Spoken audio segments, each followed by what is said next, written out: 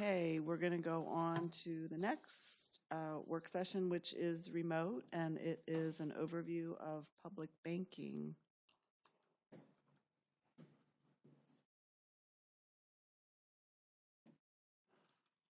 Good afternoon. I'm Trinity Tran, of Executive Director of the California Public Banking Alliance. And public banking is a public policy that's really gained momentum in just a few short years since we've established the California Public Banking Act. We have now multiple local governments across the state taking steps towards formations of public banks in California. So there's also national momentum. So we've prepared a brief presentation to give an overview of what a public bank is, advantages, and our current status. First slide, please. Big banks drain public resources. A significant portion of city and state budgets go towards paying fees, interest, borrowing costs to private banks. And this, of course, then drains wealth from our communities and depletes public funds, which means less money to build housing and infrastructure and public services. A financial system that excludes the financial system currently shuts out, many communities that need investment. Most, small businesses face hurdles accessing low-cost loans. Many pay double-digit or even triple-digit APRs, and we have underserved neighborhoods who are left behind. This, of course, fuels a cycle of growing inequality. Investing against our values, Washington's public funds sit in big banks earning next to zero in returns, and while these big banks prioritize private profit over public good and often finance industries that counter to the interest of our local communities, limited control and high costs. So without an alternative, cities and states across the nation have to rely on private sources for funding. Affordable housing, for instance, requires a complex capital stack of 15 or more different funding sources, and that then drives up the costs, it drags out the timelines, and that limits the ability for cities and states to be able to invest in what their communities need. So with rising housing costs, we're seeing now federal funding rollbacks. This really builds the need for a new pathway towards financial sustainability. Next slide, please, and I'll pass over to my colleague, Dave. Hello, everyone, and thank you very much for your time. I'm Dave Jetty, Legislative Director of Public Bank Los Angeles and a volunteer organizer of the California Public Banking Alliance. I'm to describe to you the basics of how public banks are being envisioned in California and other places and how they work around the world.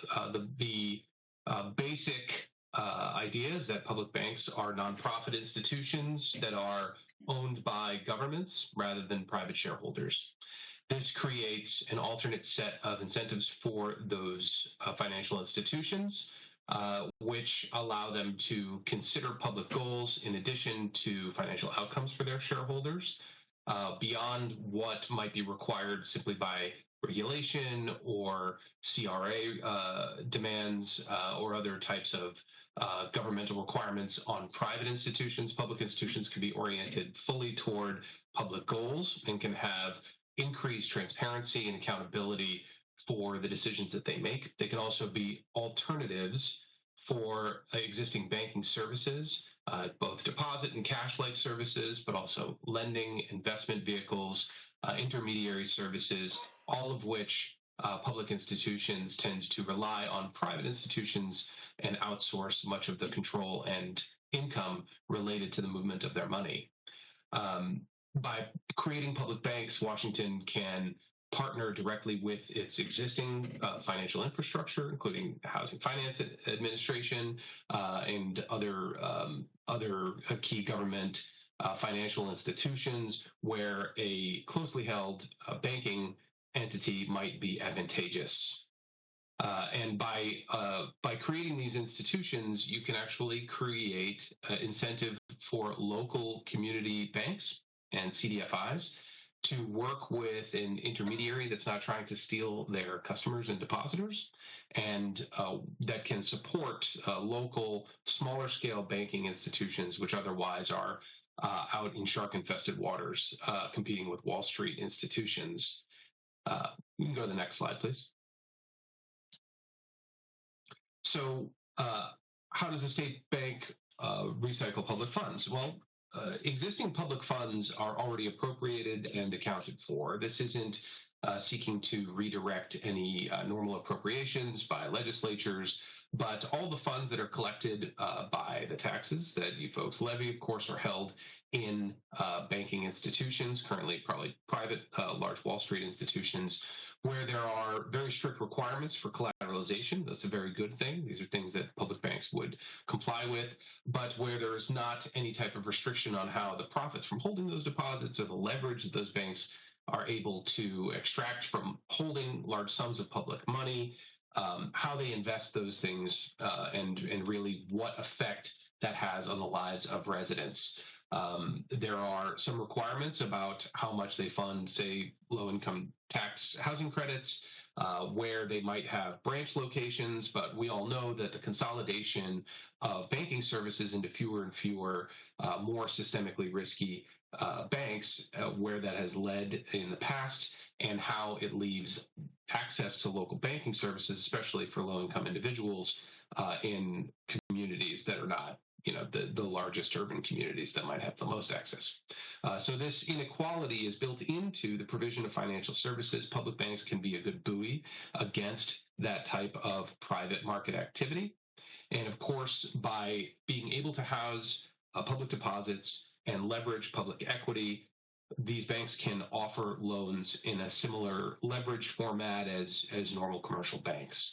And if that wasn't a profitable and economically beneficial activity, then those commercial banks would not do it.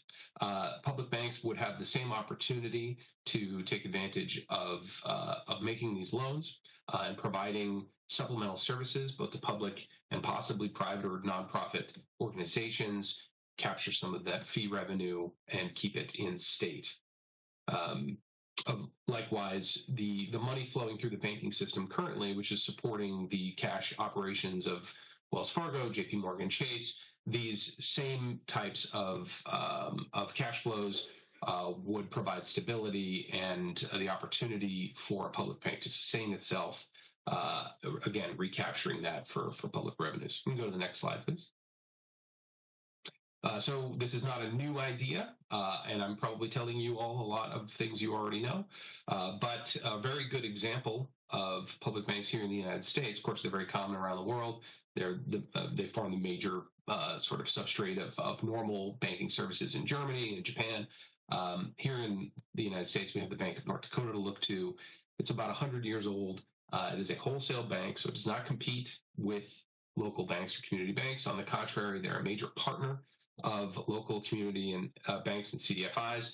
In North Dakota, all public entities keep their deposited funds in the Bank of North Dakota. This creates a very stable deposit base for that bank to be able to support emergency funds, investments in student loans and in infrastructure, and things that make the lives of their constituents better.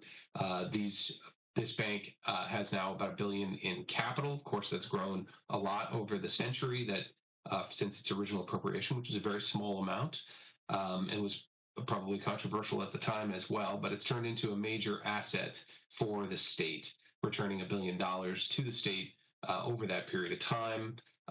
And obviously most of that here most recently with $192 million distributed in 2023. So the return on investment on that bank has been tremendous. It is responsible for mitigating the impact of both the great financial crisis on the state of North Dakota, as well as the impact of COVID, where, just as an example, the funds distributed by PPP, right, the emergency funds to businesses during COVID, the distribution was much more equitable in North Dakota, with much smaller entities receiving a greater share of that PPP dollars, many more loans made, as opposed to in places where commercial banks were tasked with distributing those funds, which made it so the people that had the best relationship with their banker got those funds.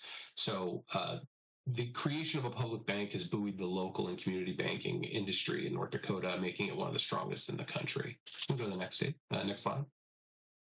All right. Thanks, Dave. So, inspired by the success of the Bank of North Dakota in 2019, we passed the California Public Banking Act. So, that created the legal framework for California cities, counties, and JPAs, joint power authorities, to form their own banks. The state regulations were finalized in 2022. This was the nation's first municipal banking law. So, California public banks, similar to the Bank of North Dakota model, are wholesale banks. They're not retail, they're not consumer facing banks. AB 857 public banks would house municipal funds and provide cheaper financing for public priorities. So they're nonprofit public corporations. They're created for the explicit purposes of cost savings, strengthening local economies, supporting community economic development, and supporting infrastructure and housing needs for localities. Feasibility study, that's the first step per the California Public Banking Act, is that local governments need to create a feasibility study, which is essentially a roadmap that outlines the capitalization strategies, the mission, the mandates, the governance structure, the lines of businesses, how these banks are going to be economically viable for the local municipality or region. And the California Public Banking Act requires regulatory approval. So to open a public bank, it requires a local agency to obtain DFPI authorization. That's our California regulatory agency, as well as FDIC deposit insurance. Next slide, please.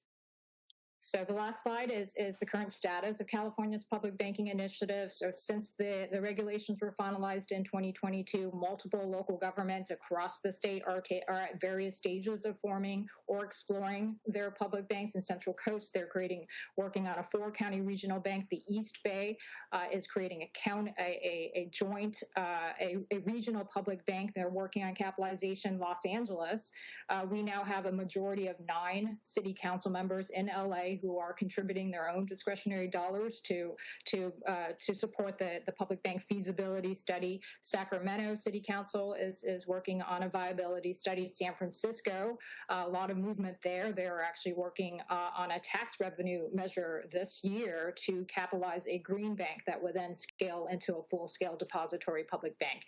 And then there are various areas across the state that are expanding.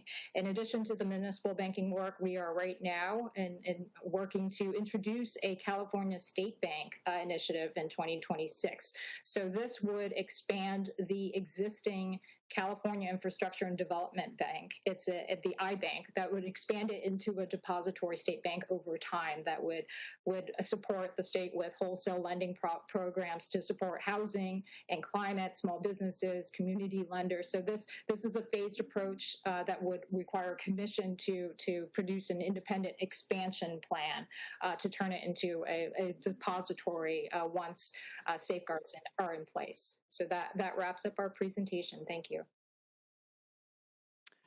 Thank you very much. We'll now, you have a question?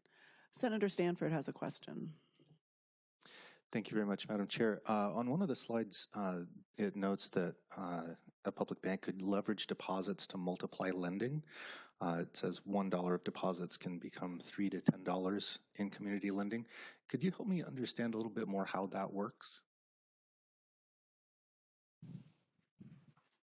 Probably better to speak to how $1 of deposits can become safely that much, because it's $1 of equity, right? Banks hold capital in reserve, and they can lend as a multiple of that equity.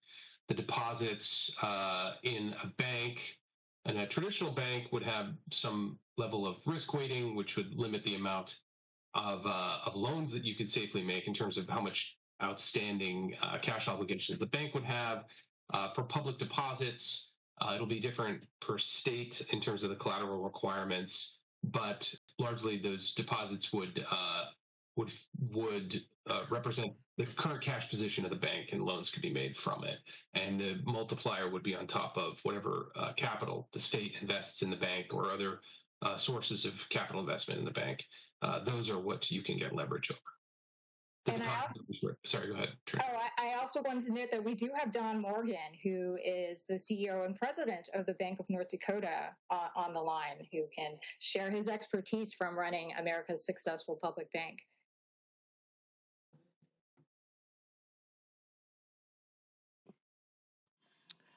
Mr. Morgan, would you like to answer that question?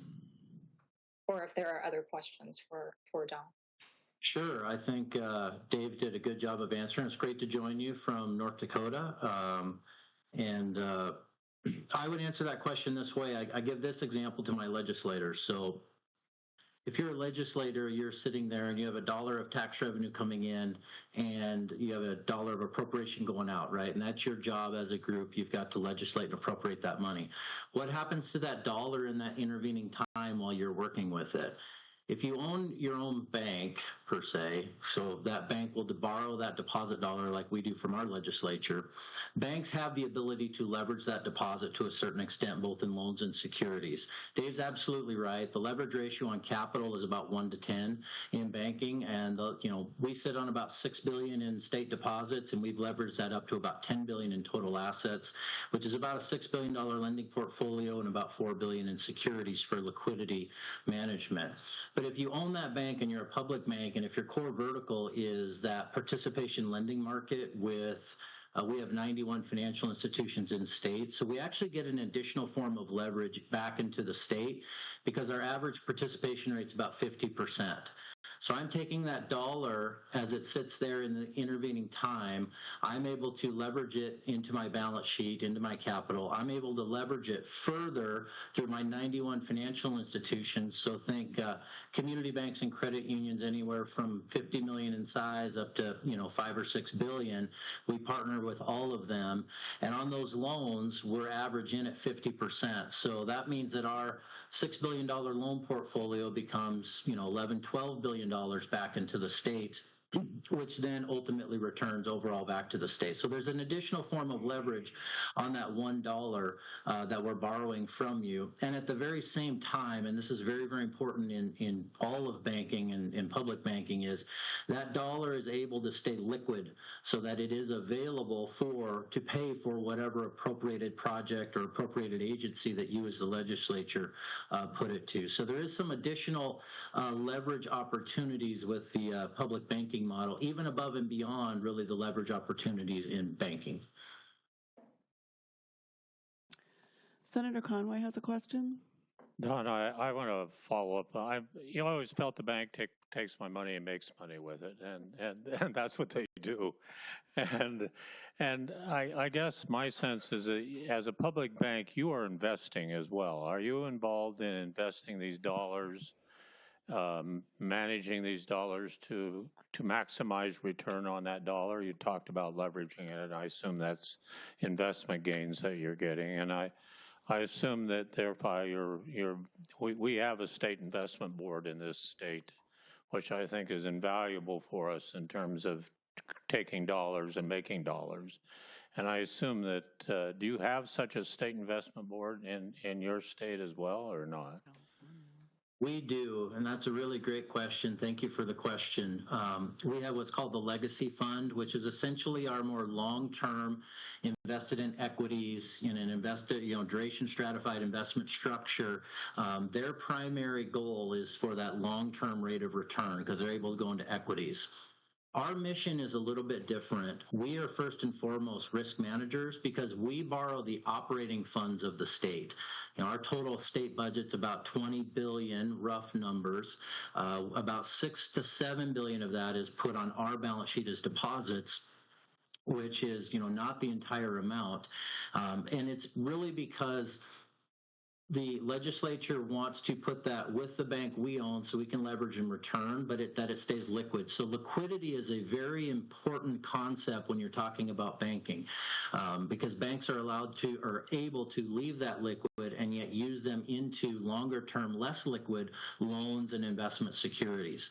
So our stack ranking of our mission is first and foremost risk managers, and then second is liquidity providers. So if the state needs liquidity, and there have been times when North Dakota needed liquidity, and then we're growth catalyst to the state. And then our fourth one is, yes, we optimize return to the extent that we can, but it's not number one in our mission ranking like it is for our Legacy Fund. give you an idea on our balance sheet, and this is pretty typical of what I would say, well-run bank in North Dakota here, is we run about 70% of our deposits in loans because they're less liquid, and then we run about the remaining 30 to 35% of our balance sheet in short-term liquid securities. We stay pretty much in bonds, in mortgage-backed securities, and agencies, and bullets, and treasuries. The reason we do that is our loans are fairly illiquid through our 91 financial institution partners, so we need to offset that with some liquidity. If we went out longer in that securities portfolio and locked that in longer durations, or if we happen to go into equities, we typically wouldn't do that because those are more illiquid assets. And again, our stack ranking of our mission is risk managers, liquidity providers, and then returns. So the balance sheet structure of any bank you run, especially a public bank, is very, very important, and being very clear about the mission you want it to accomplish is very, very important. Our mission is very different than our legacy fund, which would be equivalent to your state investment board fund. Our mission is more of the safety, liquidity, growth catalyst for the state. Our legacy fund is more return, long-term return, retirement level type returns. Do you manage the pension funds of North Dakota? Do you have the pension? There's a big, do you have, I assume you have, state has the pension system there. I don't know a lot about it, but do you manage those? Yes, we do have a pension system. We do not manage that. Okay, thank you. Okay, thank you very much for joining us. Oh, Senator Hasagawa. Thank you, Madam Chair. So I know that you work with the community banks, and I was just wondering how the North Dakota Bankers Association feels about the Bank of North Dakota. Great question. Thank you, Senator. We're very close with both the North Dakota Banking Association, and we also have the Independent Community Bankers of North Dakota, as well as our Credit Union Association. We've benefited from a long-term history of really partnering with the banks. I think we've played a role in having the highest percentage of community banks per capita in the nation, simply because we're able to keep our community banks and credit unions healthier, more in business longer, and we also act as a real kind of expert liaison for our banking and credit union industry on things like regulatory change, most recently on kind of the fintech threat that's emerging, affecting banking and credit unions. We're involved in stablecoin, so those types of things we find ourselves working very closely with our banking associations. I hate to speak for them, but we spend a lot of time with them. I'd say we have an excellent relationship with all of our banking and credit union associations. A follow-up, if I may? Yeah, thank you. I've spoken with, years ago, with people from the North Dakota Bankers Association, and they say they love Bank of North Dakota, so appreciate you. A second question is, I know North Dakota has suffered a major flood years ago, and Washington State has just been going through something like that here, and where our resources are so limited to be able to address those kinds of emergency needs. How did the Bank of North Dakota help the state of North Dakota deal with the flooding? Thank you, Senator, for the question, and I'm sorry to hear you guys are going through that out there. All thoughts and prayers sent your way for sure. We have a history of being there for disasters. I'll give you a great example. Our city of Minot flooded. It destroyed a lot of residences in that city back in 2011. We worked with our legislature and developed a quick program that did $30,000 and $50,000 unsecured 1% loans to our residents there that they could use either to fill a gap before insurance came in to rebuild, to get by, or to actually put to rebuilding as equity, or whatever they needed to do there. It was actually a program we didn't think we would get good repayment on. And actually, we just got repaid on our last $5 million on that, and that's clear back from 2011. So that's something we did there. We're currently running 5 disaster programs this year. 4 of them are for agriculture, because agriculture is such a huge part of our state, along with energy. And so we've run 4 of those this year, and we actually had our first furloughed federal employee paycheck program that we piloted during the long federal government shutdown that we had. and had pretty decent usage on that, but it's something that we are looking to maybe replicate going forward. I'll tell you, the key for disasters for us is this. We don't ever want to get in the way of what the private market's doing. So we'll jump into a disaster and we'll say, what are all the private market? What is FSA? What's federal? What's USDA? What are the private entities doing? If there is a gap that we see, a needed gap that isn't being fulfilled, we try to work backwards from that and fill that gap with some type of special program, either on our balance sheet or working with our legislature in some type of off-balance sheet program that we may manage on their behalf. Thanks, Donna. I just want to express my appreciation to you for your openness and sharing your expertise with our State of Washington, our Ways and Means Committee, to understand public banking. I very much appreciate it. Yes, happy to join you. Thanks for having me. Yes, thank you all for joining us. We're now going to go to public testimony on the bill in front of us, but appreciate very much your time. Thank you. Okay, I guess we need a staff briefing. Haven't done this in a little while.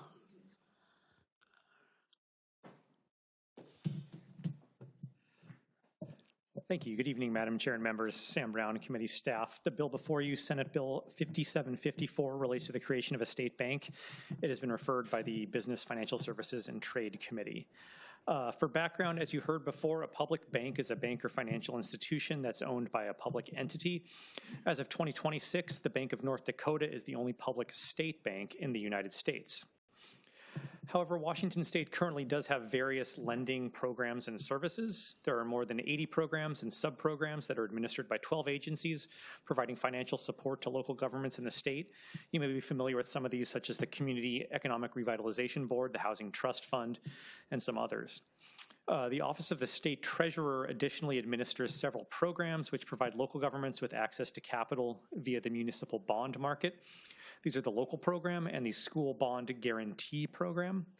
The state treasurer also provides investment options to local governments, including the local government investment pool, which provides competitive interest rates on funds invested by local governments, agencies, and other public bodies.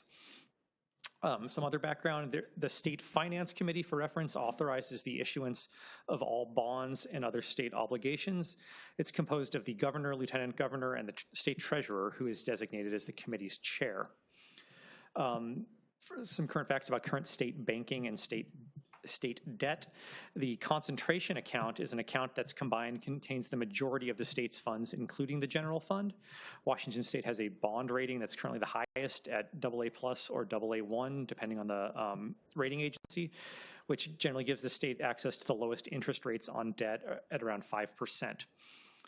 Current debt service is estimated to cost the state approximately $3 billion over the 25-27 biennium. And the concentration account that I mentioned earlier is currently held at U.S. Bank. Transitioning to the bill, I'll focus on three major components. First, the bill defines the provisions under which a state public bank would be activated and formed. The bank is activated upon two conditions being met. First, an appropriation of funds by the state that is sufficient to allow the bank to issue debt with a competitive rating. And second, articles of activation being completed by the State Finance Committee and certified with the Secretary of State.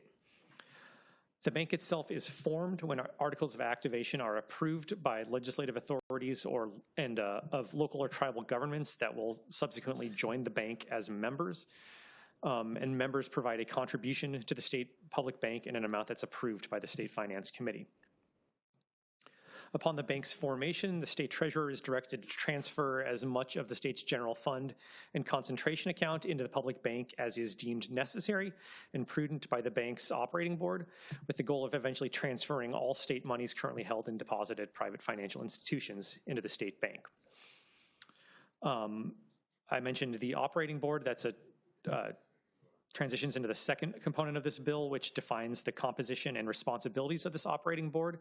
It will have 9 directors with 4-year terms. 5 will be appointed by the members of the bank, the local and tribal governments. There will also be 3 public directors, which are appointed by the governor and subject to Senate confirmation. One of those public members will serve as the chair of the operating board, and then the state treasurer also serves as an ex officio member of that operating board. Directors serve without compensation but are entitled to reimbursement. The board has the authority to hire and fire an executive director with a 2/3 vote. That executive director would, and the initial operations and administration of the state bank would be funded by the Office of the State Treasurer. And the board has the responsibility of approving the bank's budget annually and establishing an internal audit committee.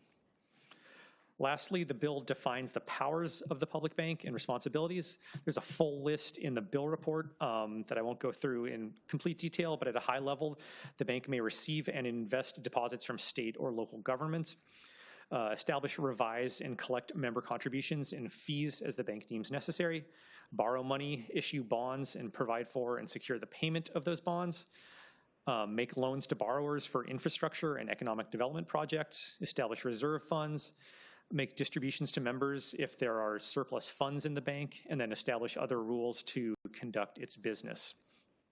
The bank is prohibited from dealing in securities or issuing bonds in a manner that would constitute state debt.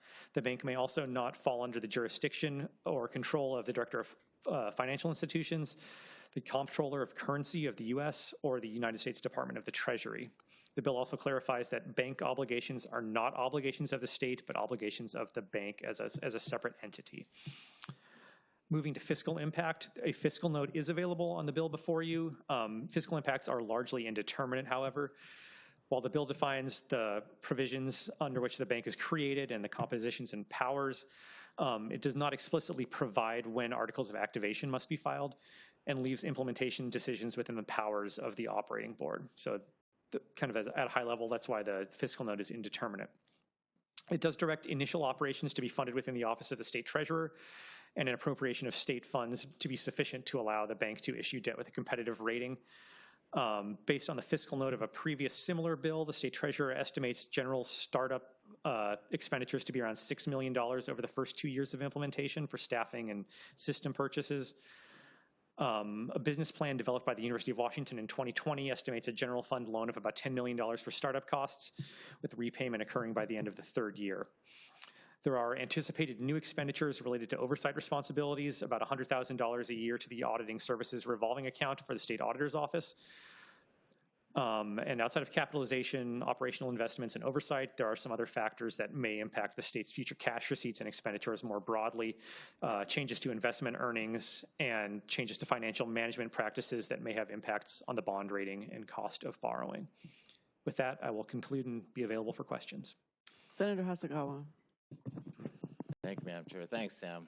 Love your mustache, by the way. Hey, Thank you, Senator.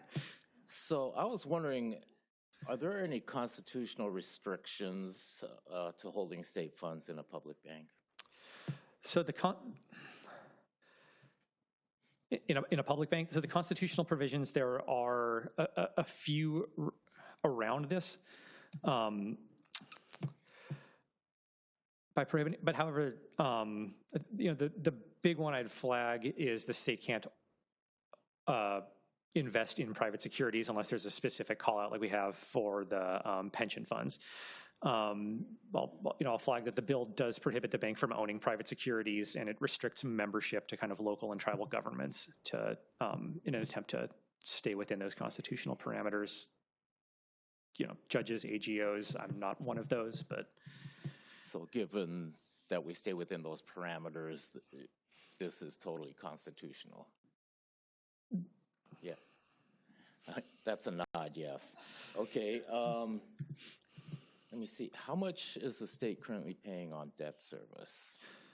So debt payments for the current biennium are about $3 billion spread out, the current debt obligations that the state has, both within the debt limit in the operating budget and the transportation budget, are around $25 billion.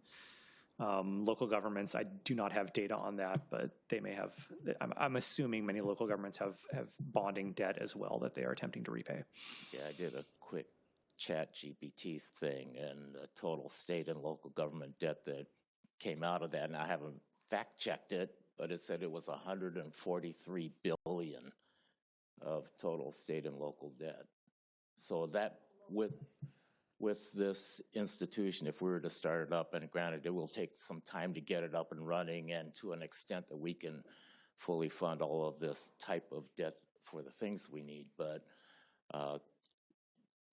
as the bank is set up, will it allow state and local governments and tribes to borrow from it to finance most of those projects that we are currently having to bond?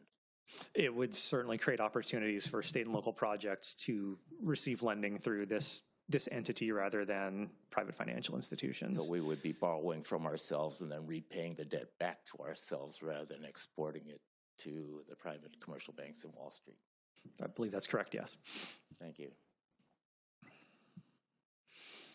Okay, let's go on to public testimony. Oh, Senator Conway, quickly, please.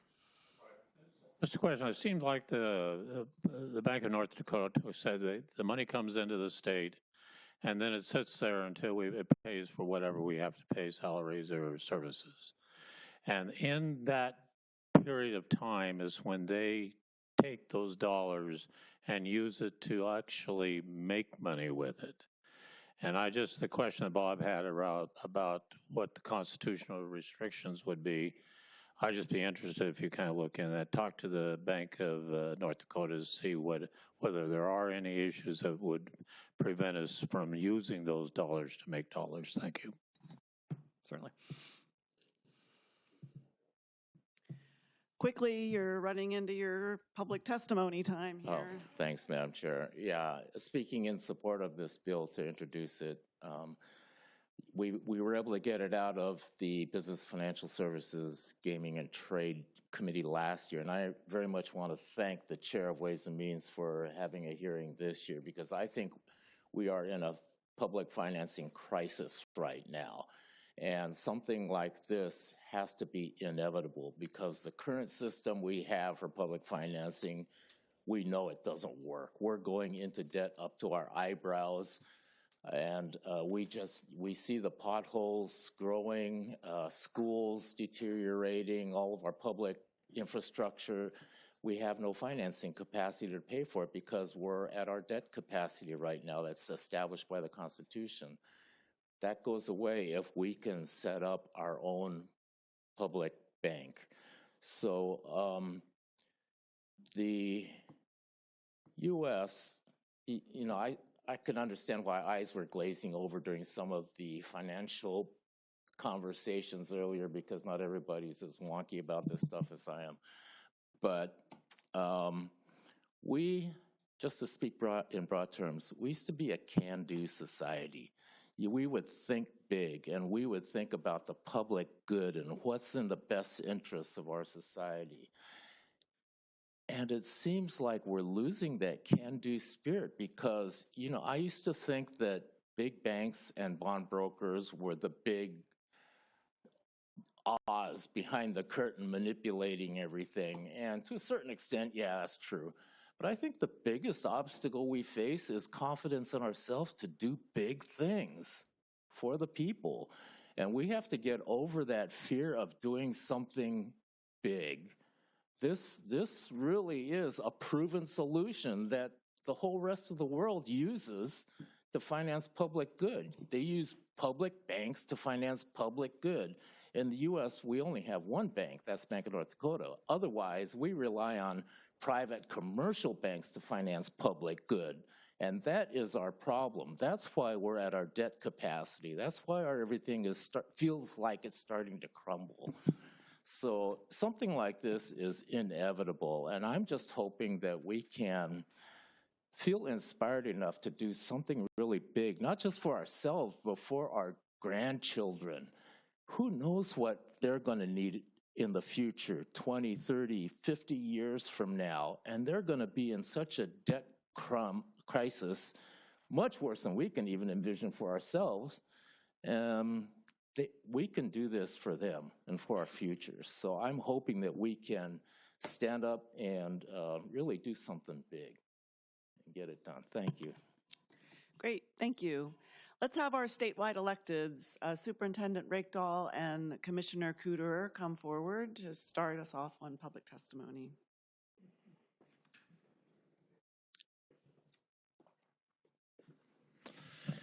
Thank you, Madam Chair, members of the committee. Chris Rakedale, State Superintendent. It's great to see you all. I have the great honor of working with colleagues across the country, and my colleagues in this role in North Dakota love their bank. I've had a chance to interact with the state superintendent there, the treasurer there, and the lieutenant governor.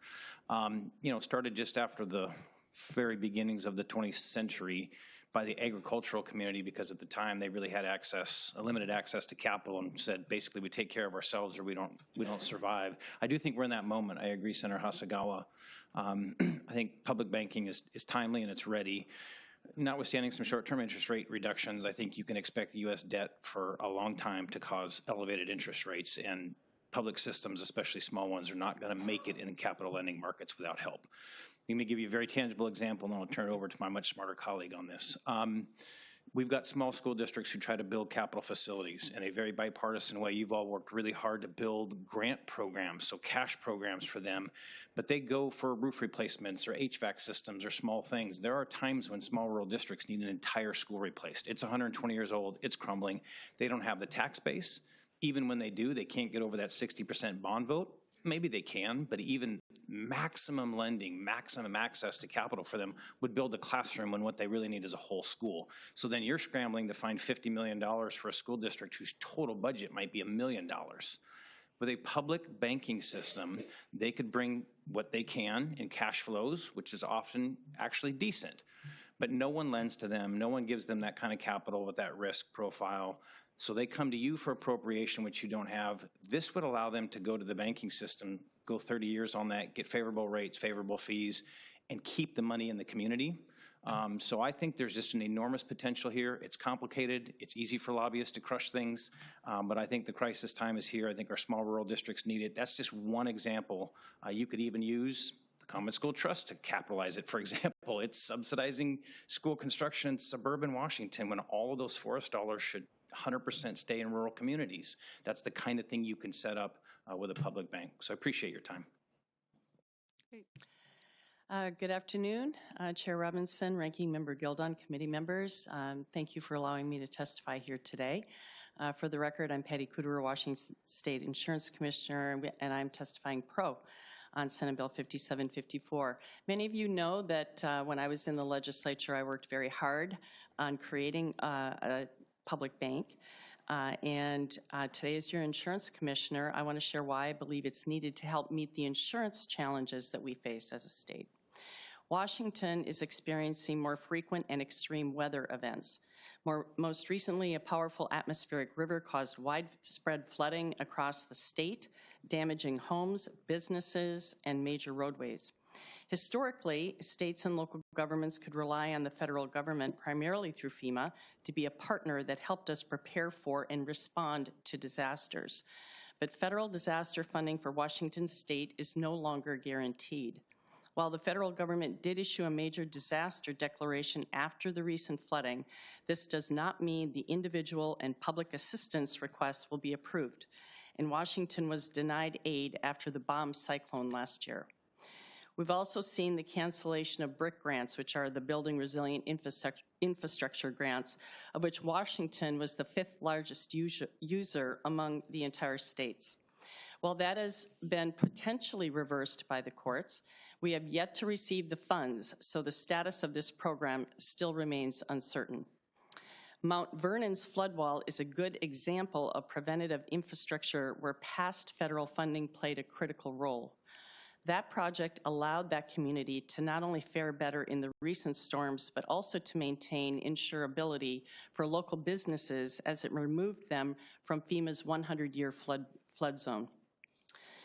But it's clear we no longer have a partner in the federal government. We have a president who's not acting as the president of all Americans. And that means that states like Washington can no longer rely on financial help that rightly should come from the other Washington during these extreme weather disaster events. And that means that states like Washington must plan for our future. And that is because an increasing need and a compromised federal safety net puts more pressure on the budgets of state and local governments. We need creative solutions to help fund risk mitigation strategies. The Washington State Public Bank is one of those creative solutions. The proposed public bank would increase public financing capacity without increasing taxes on Washingtonians or accumulating more state debt. The public bank could explore alternative ways to generate funding for disaster mitigation and relief, such as potentially creating a catastrophe bond market, a tool used to manage extreme risk, allowing insurers to raise capital to pay expenses in the event of a disaster, or purchasing parametric insurance products, using capital to increase recovery capacity on disaster-related perils, or no interest or low interest loans like we saw in North Dakota to help smaller jurisdictions harden their infrastructure from risks like wildfire and flooding. Creating a public bank will not solve the insurability issues on its own, but it can definitely be a tool to help lower our state's risk profile in future decades. And these risk mitigation investments will help maintain insurability of our communities for the long term. And I'm happy to answer any questions that you have. Thank you. Thanks so much for joining us. We will now hear from my county treasurer, Brian Sullivan. And then we'll go online to County Executive Sidhu.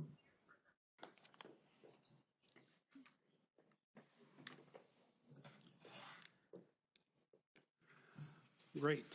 Thank you, Madam Chair, and members of the committee. For the record, I am Brian Sullivan, the Snohomish County Treasurer. I'm here today to support Senate Bill 5754, which would create a Washington State Public Bank as a new independent tool to help address growing infrastructure and financing needs. I presently serve on the National Infrastructure Bank Coalition Board, a proposal before Congress that is seeking to establish a federally chartered infrastructure bank that reinforces a simple truth. Traditional bonding and grant programs alone cannot meet today's infrastructure needs. Congress has recognized this reality before it has created 4 public financial institutions, such as the Federal Home Loan Banking System, the Farm Credit System, the Import-Export Bank of the United States, and of course, temporary loan programs that actually built the federal highway system. Here in Washington, the need is urgent. Our statewide infrastructure funding gap exceeds $100 billion, spanning transportation, water, wastewater, stormwater, and essential public facilities. Existing tools are fragmented and constrained by debt limits. At the local level, we already know that this model works. In Snohomish County, we operate 2 revolving loan programs, the Public Works Assistance Fund, based after the state program, and the Community Investment Fund. They are the only ones operating within the state, created by the Snohomish County Treasurer's Office. We have so far deployed over $50 million in infrastructure loans, all while protecting taxpayers and maintaining a strong repayment performance.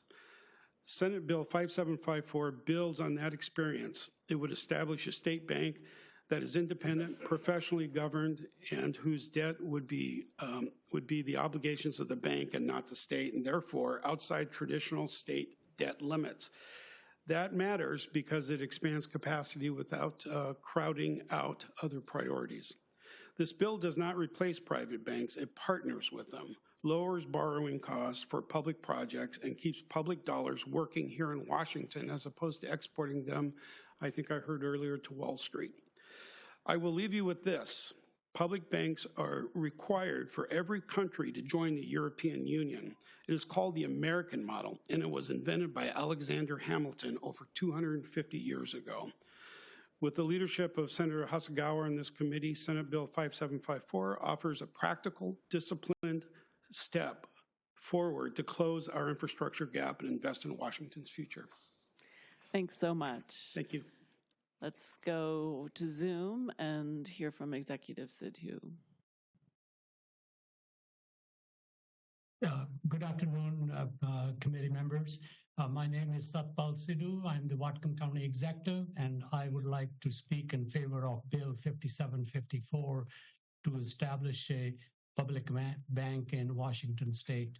The benefits of such an institution would be numerous. The bill could yield substantial economic and social benefits by strengthening financial resilience, broadening access to capital, and ensuring more effective use of public funds. I will give you an example. We are building a county jail, and we need to fund a new ferry to Lummi Island, and we will be borrowing close to $200 million. And when we give our money to Wall Street, we get a meager 1%, 2% return. But when we borrow the same money back from them, they charge 4% application fee or brokerage, and then we pay much, much higher interest rate for that. And I don't mind paying the interest, but it should be paid, or the fee should be paid back to our local governments for our benefit of local people. I think that the concept which has been successful in North Dakota can be easily applied here, and I'm so pleased with the presentation by California, the steps they are taking. I think it's time for our state also to take the same steps. Thank you very much. Thank you. I am going to ask that testifiers try to keep their time to a minute so that we can hear from everyone who wants to testify. Can we have Thomas McLeod and then Armin Papian? Good afternoon. My name is Thomas McLeod. I'm the mayor for the city of Tukwila and a retired tax accountant of 30 years. Today, I'm offering my support to Senate Bill 5754. I recognize a state bank would allow Washington state, cities, and counties and other public entities to keep its money in Washington state versus having our funds go to out-of-state banks. I believe a state bank would create new revenues, stimulate local economies, offer fewer and smaller fees, create local jobs, offer local decision-making with a better understanding of local needs. If we are trying to build sustainable budgets, we need opportunities to circulate Washington dollars locally to fund public infrastructure throughout the state. I support Senate Bill 5754, and I encourage you to do the same. Thank you. Thank you. Armin Papian. Good evening, Madam Chair and Senate Ways and Means Committee. My name is Armin Papian, Council President for the City of Tukwila. Cities are the engines of Washington State. From Tukwila to Spokane, from Tacoma to Yakima, our cities build most of the roads we drive on, the housing our families need, and the infrastructures that keep our communities strong. Yet too often, the financial tools available to our cities work against us instead of for us. Establishing a state bank in Washington would be smart, forward-thinking investment, one that directly benefits our cities and the people who live in them. First, a state bank would keep public money working here at home. The shareholders benefiting will be the Washingtonians, every constituent you and I represent. For cities, this means access to capital that is aligned with public goals. Second, a state bank would lower borrowing costs, not only for state, but also for cities. Cities must borrow money to build infrastructure and facilities, repair bridges, expand water systems. We have the largest mall in the Pacific Northwest in the city of Tukwila, warehouses, logistics centers. My point is that although our city is in good financial health, we are told that our city will never have a AAA bond rating because of the income demographic of our residential population. Just because most of our residents have lower paying jobs, should we be punished for it? I hope the answer to that question is no. Why make it more expensive for them to live in the city? We sure want an affordable city. A state bank can transform inequities like ours, making borrowing costs more affordable. This is not just a financial decision, it is a commitment investing in our communities, our infrastructure, and our people. Thank you. Thank you. John Trainer, are you here? Oh, there you are. I couldn't see you back there. Please come forward. And while you're getting settled, we'll go to Tioko Sukuda.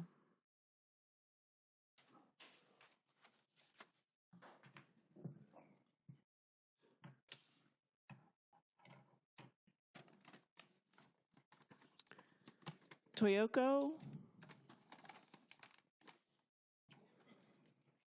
Hi, I'm Toyoko Tsukuda, a resident of the Washington's 21st District. I strongly support Senate Bill 5754 creating the Washington State Public Bank because it would give our state a powerful, practical tool to strengthen public finances, especially during economic uncertainty. I chose to retire in Washington because of its beauty and because of the strong commitment by state and local government to serving Washingtonians. Creating a state public bank is a logical next step in ensuring that public dollars are used effectively for the benefit of Washingtonians.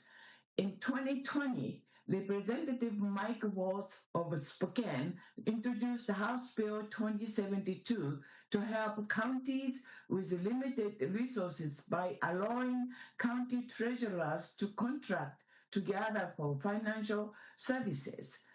That bill passed unanimously in both the House and Senate. He stated, when it comes to financial contract, volume is key. The more counties involved, the more negotiating power you have, leading to better services at the better prices for residents. This highlights a long-standing challenge faced by small counties and municipalities across our state. Limited access to affordable banking and financial services.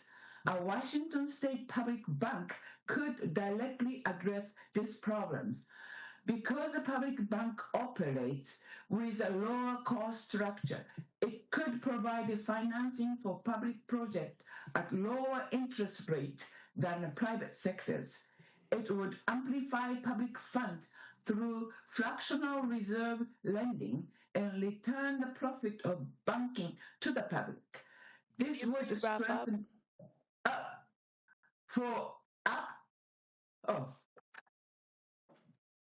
Can you please wrap up?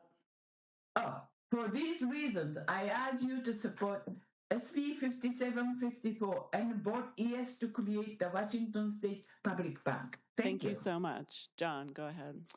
Thank you, Madam Chair, members of the committee. John Trainer, Washington State Labor Council. Here on behalf of over 600 affiliated local unions in favor of public banking concept reflected in 5754. Washington State facilitates the flow of billions of dollars every year through our economy. The investments you make in the people, structures, and environment of our home creates jobs for hundreds of thousands of Washingtonians who build bridges, feed the hungry, protect children, and secure our water quality. You do this with revenues that sit in privately owned banking institutions whose financial services generate profits for those private interests. With public banking, those profits are generated in the public interest. Instead of paying giant corporate investment banks for the loans needed to advance our economy, we can keep those resources in the public space, expanding capacity for additional investments while also lowering borrowing costs for public projects. Thank you for your time. Thank you. Okay, is Marco Rossi here? Please come forward. And while you're getting settled, we'll go to Zoom and hear from Wayne Lau and Glenn Gregory. Wayne? Hello, thank you for the opportunity to speak today. My name is Wayne Lau. I've been a resident of Seattle for 70 years. I bring more than 45 years of experience in commercial banking and commercial lending, including 20 years at a state-chartered community bank. I also served as an executive director for the Community Development Financial Institution, the Rainier Valley CDF, where we focus on lending to disadvantaged areas as well as affordable housing. I've spent my entire career looking at how capital flows and, more importantly, where it doesn't. And that's why I believe a Washington State public bank is not only a sound idea, but also a necessary one. A public bank gives us the ability to keep Washington's money working here in Washington. Today, state and local governments pay billions of dollars in interest to large out-of-state financial institutions and Wall Street. These dollars leave our community and never come back. A public bank can provide lower-cost financing for our infrastructure and other public priorities. After more than 45 years in the financing world, most of which has been here in the state, I can say with confidence this is an innovative yet prudent step for Washington State, and I urge you to support and pass this bill. Thank you. Thank you. Marco, go ahead. Thank you. My name is Mark Rosero Rossi, and I'm the Executive Director for Washingtonians for Public Banking. We are a nonprofit, nonpartisan advocacy organization that promotes public banking at all levels of government in Washington State. And I'd also like to add that we've done extensive research into the constitutionality and legality of a public bank, so I'm happy to speak with any of the committee members collectively or individually to go more on that issue. Since the Great Recession, Washington experienced a collapse in the number of its community banks and a significant decline in the number of its credit unions. Prior to the recession, Washington had 97 distinct commercial banks that were chartered by the state. Today, that number has decreased to 37. This means that only 27% of the commercial banking market in the state is controlled by local banks. And I would add that in North Dakota, that number has flipped, where over 70% of their commercial banking market is controlled by their local banks.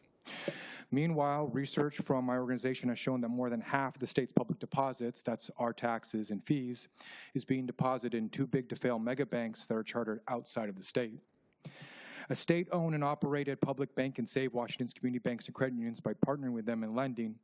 By purchasing loans off their books, the state-owned public bank will be able to give these local institutions much-needed liquidity while simultaneously working them to be the front lines of community lending in our state.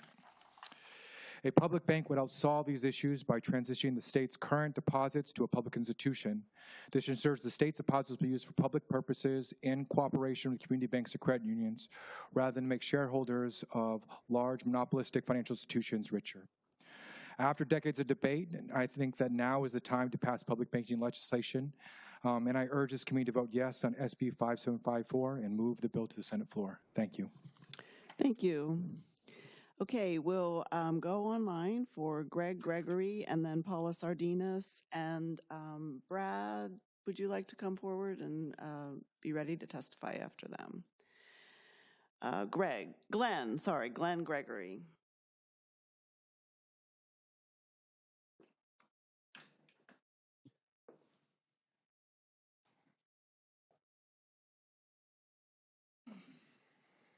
Hello, my name is Glenn Gregory. I'm president of Obsidian Investment Advisors in Redmond, Washington, and I've served as a member of the Washington Securities Advisory Committee and also as a board member of a community bank and as chair of its Asset Liability Committee. I will say I would like to take another stab at defining an exogenous risk that could be mitigated by a state bank. The insurance commissioner talked, I think, very, very well about the risk at the federal level and how money moves at that level. But the Federal Reserve may lose its independence from the federal executive branch. And so, if so, the banking industry is going to undergo significant changes since a Federal Reserve operating under direct control of the executive branch is like to put really unknown pressures on the financial system. So, I think a state bank can operate clear of such complications and keep money flowing. I ask for your support of this Senate bill. Thank you. Great, thank you. Thanks for joining us. Paula. Good afternoon, Madam Chair, Vice Chair, and Ranking Member Gildon. For the record, Paula Fillmore Sardinas, President and CEO of FMS Global Strategies and the WBBA, a 110-member community-based coalition, and I also serve as the Region 10 co-chair of the Green Capital Fund. Bringing 20 years of banking and regulatory experience to this testimony, I understand that this bill is about power, access, and who benefits from the stewardship of our public dollars.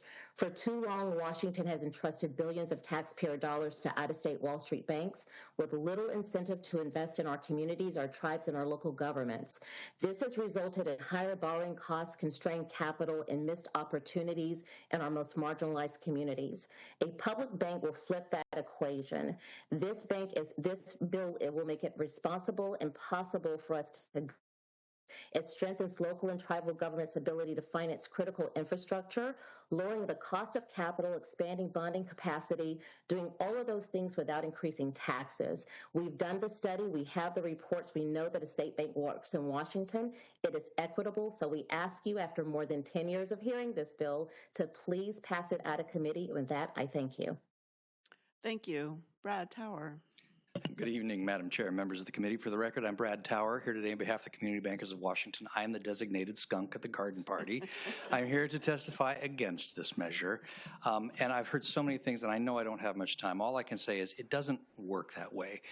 As a bank, you can only loan out what you have. You give it $1, it can loan out 90 cents. It has to keep 10 cents in reserve. There's no multiple that you're going to generate from this. And what has been described today sounds to me like you have a checking account and you have a mortgage. And now you're going to take 90% of your checking account, loan it to yourself, pay off your mortgage, and then pay yourself back rather than paying the bank that lended you the money with the mortgage. As staff said, we have 80 programs in this state that provide support for bond issuance and loans to local municipalities for infrastructure.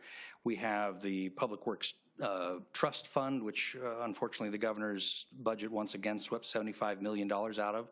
So we're diminishing its capacity there. Got the Washington State Housing Finance Commission. There's all kinds of solutions that are already on the table that work well. This is a solution in search of a problem. I'd be happy to talk with you further, but I see the red light is on. Thank you, Madam Chair. Thank you. Okay, I'm gonna call people who signed up in person. Micah Sherman, Julie Salvi, Catherine Lewandowski.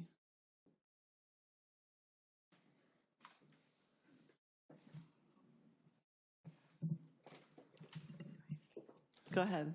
Hello, members of the committee. My name is Micah Sherman. I'm also on the board of the Washingtonians for Public Banking, and previously to my current profession in Washington State, I worked in real estate and architecture and in development. And so I'm here to testify in favor of this bill. And I want to bring up a kind of different point than it's brought up so far. As one of the ways that a public bank can serve the state is by replacing some of our revolving loan fund programs, which are quantitatively allocated. So every year money is put in them, they're refreshed. Everybody has to go and apply for those programs every year. The public bank can facilitate similar lending based on qualitative features. So people can come when they're ready to build a project to the public bank and get that subsidized lending. So it reduces a tremendous amount of overhead and administrative work that goes into maintaining these yearly cycles, both for the state and for the agencies that are doing this building. So having a public bank in place can make lending, home building, affordable housing development significantly more efficient by positively affecting the funding cycles that we work under. So there's a lot of opportunity to save operating budget capacity by having a public bank as a tool to replace less efficient versions of the same kind of lending. Thanks. Thank you. Catherine, you next. Yes. Thank you, Chair Robinson and the committee for allowing me to speak today. My name is Catherine Lewandowski. I'm going to start saying it the European way. And I live in Arlington, Washington. I'm speaking today on behalf of my own views as a concerned citizen in support of Senate Bill 5754. This has been a good policy idea for many years. Now more than ever, it is imperative that the state holds onto their sovereign rights and protects our citizens against a rogue federal government. We need to have a stability within our government that holds preference to benefiting all citizens of Washington over the wants of a few. We need to create a state and government where the people can feel secure and safe in their homes and their communities. Unfortunately, we're not getting those feelings of safety and security and beneficence from our federal government. With this current federal administration riding roughshod over our federal constitution and democracy to include assaults on the human rights of our friends, family, and neighbors. It is well established through the experience of the North Dakota State Bank, and who knew about California, you learn something new every day, that having a state bank that is accountable to and for the benefit of their state's economy is a viable way to safeguard the economic security of our state, whether it be for towns, small businesses, and farmers. A stable economy benefits all citizens alike. We, the current generation of Washingtonians, desire to be able to pass down this stability and security to our future generations. I kindly ask that this committee consider and pass this important legislation and put it in front of all of the senators. Thank you. Thank you. Julie. Good afternoon, Madam Chair, members of the committee. For the record, I'm Julie Salvi, representing the Washington Education Association and lending our voice of support to this policy today. Educators have reviewed public banking policies and have seen the value that these systems can bring for public financing. I will not rehash all of the arguments you have heard today. I'll keep it brief. I want to thank you for spending your time today learning more about public banking and ask you to please move Senate Bill 5754. Thank you for your time. Thank you. Okay, we've got a few more people online. Benjamin Steele, Jackie Brunson, and Andre Stackhouse. Benjamin. Good evening, Chair Robinson and members of the committee. My name is Benjamin Steele. I am also a board member of Washingtonians for Public Banking. I am here to testify in favor of SB 5754, specifically because of, as my colleague was just testifying, the fact that this allows for us to create a more effective and human-centered public financial face to our state. Effective use of public funds requires that they be something that can be easily understood by our state's population. That means making sure that people know what grants they're able to apply for, etc. By having on-the-ground financial experts through an institution like the public bank overseeing our revolving loan funds, this allows for us to create new relationships that will allow for us to ensure that our state institutions are applying for and getting the maximum amount of funds to ensure the maximum efficacy and ensuring that they understand exactly where they would best fall in state programs. Thank you for your time. And again, I'm testifying in support of the bill. Thank you.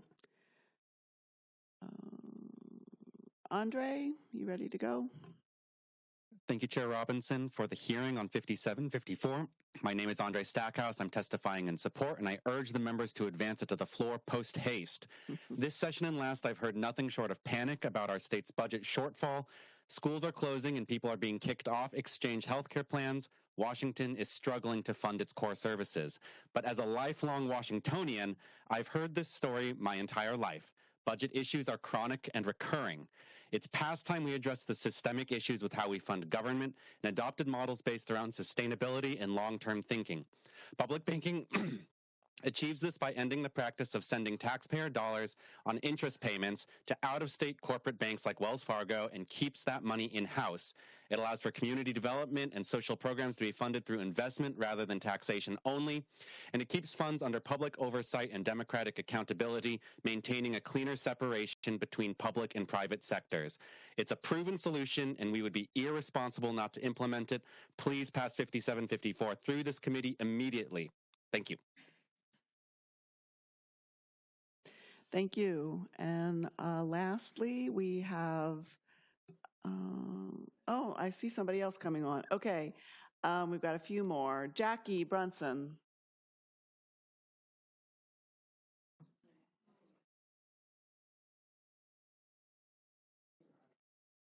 Good afternoon. Well, I guess it's evening now. Madam Chair and members of the committee, I'm swimming against the tide here. For the record, my name is Jackie Brunson. I'm the Skagit County Treasurer, and I'm also the Legislative Chair for Washington State Association of County Treasurers. I'm testifying on their behalf in opposition to Senate Bill 5754.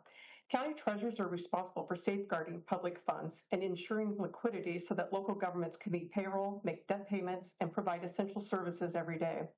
Our primary fiduciary duties are safety, liquidity, and return, in that order. Senate Bill 5754 raises serious concerns related to both safety and liquidity of public funds. The bill would place public money into a new and untested financial structure that lacks a proven track record through economic cycles. Counties cannot afford to have funds tied up in instruments or institutions that may not be immediately accessible, especially during times of stress or emergencies. Local governments rely on predictable same-day liquidity. Any disruption, whether it's governance issues, capitalization shortfalls, or policy decisions made outside of local control, could jeopardize our ability to operate and meet statutory obligations. In fact, I've not talked to any of Washington's 39 county treasurers that would use the state bank for public funds. County treasurers already have access to secure, well-regulated options for managing public funds, including the local government investment pool and established banking institutions that meet strict collateral and safety requirements. While we appreciate the intent behind this legislation, Senate Bill 5754 introduces unnecessary risk to public funds without demonstrating clear benefits that outweigh those risks. For these reasons, Washington's county treasurers respectfully oppose Senate Bill 5754.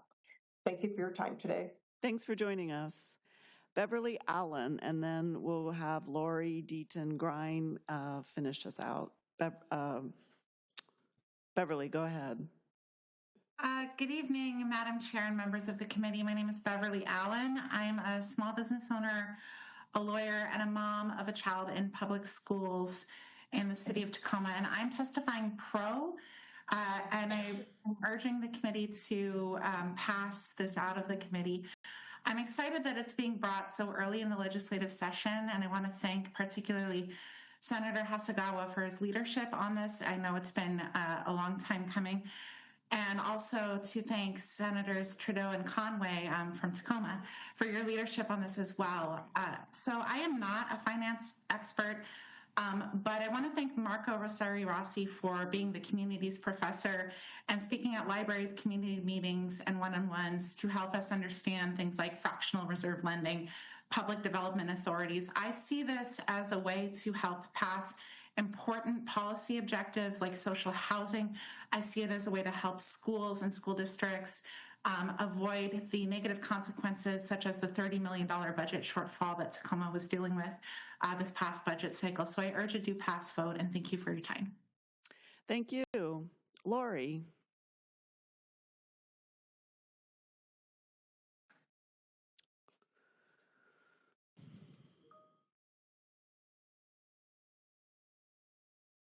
There we go. Can you hear me now? Yes, please go ahead.